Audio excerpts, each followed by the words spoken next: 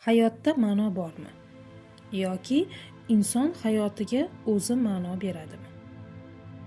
Ikkalasi ham bor. Hayotda ma'no mavjud, lekin uni inson o'zi uyg'otadi va shakllantiradi. Hayotda tayyor ma'no bormi? Ba'zi qarashlarga ko'ra, din, falsafa, inson bu dunyoga bejiz kelmagan. Har bir insonning vazifasi, sinovi, yo'li bor. Masalan, islomda hayotning ma'nosi Allohga yaqinlashish, yaxshilik qilish, ya'ni ma'no tashqaridan ham mavjud, lekin uni anglash kerak. Inson o'zi ma'no beradimi?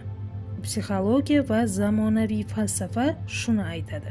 Hayotning o'zi bo'sh sahifa. Uni qanday to'ldirish bu insonning tanlovi. Masalan, kimdir ona bo'lishdan ma'no topadi. Kimdir kasbidan, kimdir boshqalarga yordam berishdan, kimdir ijoddan, ya'ni ma'no bu his qilinadigan narsa, topiladigan emas, yaratiladigan emas. Eng muhim haqiqat, agar inson ma'noni tashqaridan qidirsa, kutsa, bo'shliq his qiladi. Faqat o'zi yasamoqchi bo'lsa, yo'qolib qolishi mumkin.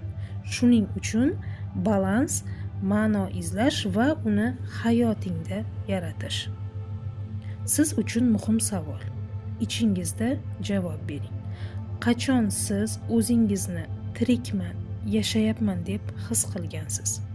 O'sha joy sizning haqiqiy ma'no nuqtangiz.